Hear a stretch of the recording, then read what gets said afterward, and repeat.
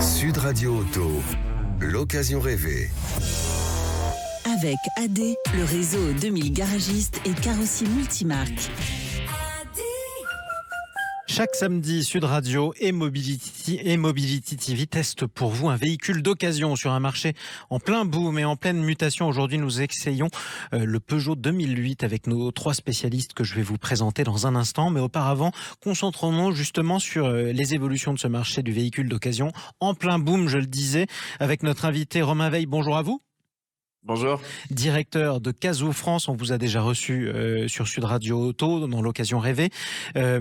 On parle de l'achat des véhicules d'occasion en ligne. C'est votre cœur de métier, Cazoo, je le rappelle. Et on parle de la part de véhicules d'occasion qui sont achetés en ligne. C'est quelle part aujourd'hui sur le marché de l'occasion ? Écoute, c'est une part qui est en progression, très clairement, vu que l'offre est elle-même en progression et que des acteurs se lancent. Après, les chiffres exacts, malheureusement, on ne les a pas encore. On n'a pas une grande visibilité. Ça reste une part relativement faible du marché du véhicule en France. Mais c'est la dynamique qu'il faut regarder justement et c'est en constante progression. Qu'est-ce qu'on constate aujourd'hui, notamment sur Cazoo ? Ce qu'on constate, c'est qu'il y a de plus en plus de demandes de la part des clients et que l'offre évolue. C'est vrai que si on se replace un peu dans l'histoire du e-commerce, c'était impensable, je pense, il y a 10 ans d'acheter un véhicule en ligne. Et au final, on a vu des clients qui se sont adaptés, qui se sont mis à acheter de plus en plus en ligne. Ça a commencé par les voyages, puis ensuite des biens culturels, puis au fur et à mesure, le panier moyen a augmenté. Et quelque part, il y a des barrières qui se sont brisées autour de montants élevés comme pour l'achat d'un véhicule d'occasion. Et aussi des acteurs qui se sont adaptés et qui ont su proposer aux clients une expérience en ligne qui répond aux attentes. D'abord, proposer beaucoup de marques et beaucoup de modèles, c'est-à-dire qu'on vient sur un site et on peut trouver tous les véhicules, tous les budgets, toutes les gammes quelque part. 2, on propose des produits de qualité avec des véhicules qui sont reconditionnés. Donc sur Cazoo, on a 300 points de contrôle. Donc ça met en confiance. Spécialité. Tout à fait, ça met en confiance nos clients au moment de passer l'achat. Et ensuite, on les accompagne, on livre les clients chez eux. Et enfin, point très important, on propose aux clients un essai pendant 7 jours et 500 km. Donc au final, c'est une expérience unique pour essayer le véhicule. Si on compare avec une expérience d'achat en concession, en général, on essaie 30 minutes le véhicule. Là, il y a une semaine, 500 km pour voir si le véhicule conforme aux attentes, nous plaît. Et si toutefois c'est pas le cas, on revient le chercher et on peut soit le changer, soit le rembourser. Tout à fait. Gratuitement, ce qui est quand même important pour se faire son avis avant de sauter le pas et d'acquérir son véhicule. Merci à vous, Romain Veil. Merci. Directeur de Cazoo France, un nouvel acteur du marché de l'occasion spécialisé dans le reconditionnement des véhicules d'occasion. La Peugeot 2008, parlons-en de ce véhicule d'occasion avec nos 3 spécialistes. Berislav Kovacevic, bonjour à vous. Bonjour. Consultant Mobility TV, Stanislas Laroumet, bonjour. Bonjour. De Ma Voiture Idéale, Jacques Estançon, bonjour à vous. Bonjour. En duplex de Bordeaux, Jacques Estançon de VPN Auto. Peugeot 2008, véhicule aussi qui est difficile de ne pas croiser maintenant quand même sur la route en France, Jacques Estançon. Oui, tout à fait. C'est le SUV citadin qui monte d'année en année depuis 2013. Qui est son principal concurrent, le Captur. Mais je dirais, il a eu du mal à démarrer par rapport au Captur, mais là, il est en plein boom sur la dernière génération qui est sortie il y a 2 ans de ça. Pour vos auditeurs et de celui de 2013 à maintenant, je dirais, il y a de la fiabilité, il y a du charme, les gens peuvent s'y retrouver à des prix très intéressants sur le marché. Et puis, moi, je mets une très très bonne note sur le dernière version, notamment pour tous ceux qui, il y a quelques années, avaient acheté des 3008 ancienne génération. S'ils veulent en acheter un aujourd'hui, c'est impossible. Ils peuvent se rabattre sur le 2008, il peut leur rendre service. Les gens qui achetaient des C4 Aircross peuvent se rabattre sur le 2008. Voilà. Donc c'est un très bon compromis sur le marché de l'occasion. Berislav Kovacevic. Best-seller s'il en est pour la marque Peugeot. 1 300 000 ventes en l'espace de 8-9 ans. C'est colossal. Deuxième génération qui est maintenant dans le top 5 des ventes. Donc on commence à le trouver de plus en plus en occasion, 12 500 annonces.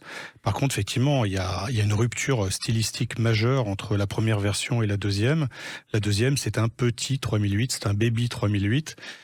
Peugeot aurait eu tort de se priver, vu le succès du 3008, et donc a repris tous les bons ingrédients pour les rendre à sa juste valeur. Voilà, plus accessible. Stanislas Laroumet. Alors je voulais revenir sur le premier 2008 qui est pas vraiment un SUV mais plutôt une version un peu break surélevée de la 208. Il faut savoir que la 206 et la 207 ont existé en version break qui s'appelle SW chez Peugeot et donc ils ont supprimé cette version break à la sortie de la 208 et ils ont décliné la 208 en espèce de pseudo SUV break qui s'appelle 2008. Alors le premier, c'était pas mal, c'était toujours comme toutes les Peugeot un châssis formidable.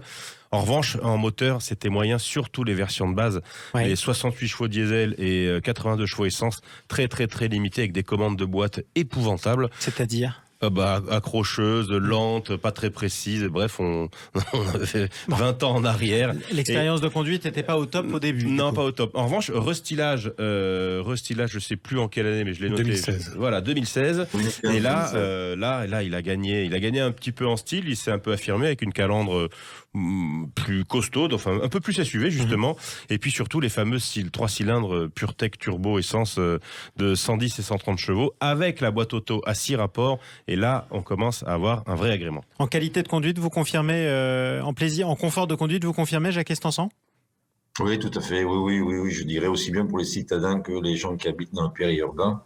La boîte automatique est sympa. Les motorisations Blue HD 100, le PureTech 110 chevaux. Voilà quoi, des motorisations qui sont agréables en conduite. Et un véhicule qui reste spacieux également. Je veux dire, une famille, 4 personnes. Ça peut le faire de temps en temps, et pour amener les enfants à l'école, c'est la voiture idéale. C'est la voiture pour amener vos enfants à l'école. C'est le cas de beaucoup de ceux qui nous écoutent sur Sud Radio. Berislav Kovacevic. Très clairement, l'habitabilité était au rendez-vous. Le coffre est intelligent parce qu'on a un vrai plancher plat. Alors, on garde toujours les qualités de Peugeot, beaucoup d'agilité, une excellente tenue de route. Les moteurs, on les a décrits comme vifs, souples, mais ils étaient également extrêmement bien placés en termes de consommation. Donc ça a joué quand même pour beaucoup de familles et de ménages voulant investir dans ce produit. Après la dernière génération, là on a quelque chose de très nouveau parce que Peugeot signe et resigne sa volonté de monter dans le premium. Aujourd'hui, un petit 3008 comme le 2008, c'est vraiment un véhicule qui est dans le premium. Est-ce que ça veut dire que les dernières générations sont plus du tout de la même gamme que les premières ? Très clairement, oui. Les premières générations, c'est entre 4 et 20 000 euros. Les dernières générations, on est très clairement entre 20 et 30 000 euros. Oui, donc c'est pas du tout pareil. C'est pas pareil. Par contre, en termes de technologie embarquée, en termes de qualité de finition, en termes de design, même si certains détestent le iCockpit. Le iCockpit, traduction. C'est effectivement un cockpit orienté conducteur. Ça, c'était signé BMW depuis déjà 30-40 ans. C'est-à-dire, du coup, orienté conducteur en fait, vous avez le conducteur qui fait un peu corps entre son volant, son tableau de bord, qui sent dans un univers destiné pour lui avec une belle dalle digitale. Voilà. Et c'est vrai que vous avez un look qui plaît énormément. C'est-à-dire que la voiture a une belle signature extérieure, mais à l'intérieur, pour les gens qui sont attachés quand même à un intérieur séduisant, moderne, ils en ont pour leur argent. Le conducteur chevronné que Stanislas Laroumet confirme ? Le dernier 2008, j'ai eu la chance de beaucoup rouler avec. C'est une voiture qui a quand même beaucoup grossi, 4,30 m et un gabarit assez important en ville. En revanche, il n'y a pas beaucoup de place à l'intérieur par rapport, par exemple, à un Renault Captur. C'est-à-dire quand je m'explique, le compromis, le rapport gabarit, encombrement, habitabilité n'est pas formidable. Un Renault Captur fait mieux. Un Captur qui existe d'ailleurs en hybride, alors que le 2008, lui, existe en électrique avec une autonomie un peu faible. Combien de temps ? Alors ils annoncent 350, mais 250. Voilà. 250. Et 200 si c'est moi qui conduis. Oui, 200 si c'est vous, évidemment. Mais ça se travaille, vous savez, Stanislas Laroumet. Merci à tous les trois, en tout cas, pour ce Peugeot 2008 qu'on a essayé sur le modèle d'occasion. Berislav Kovacevic, consultant Mobility TV. Merci à vous, Jacques Estançon. En duplex de Bordeaux, Jacques Estançon de VPN Auto. Et merci à vous également, Stanislas Laroumet, qu'on entendait à l'instant de Ma Voiture Idéale. Et messieurs, à samedi prochain. Merci, à samedi.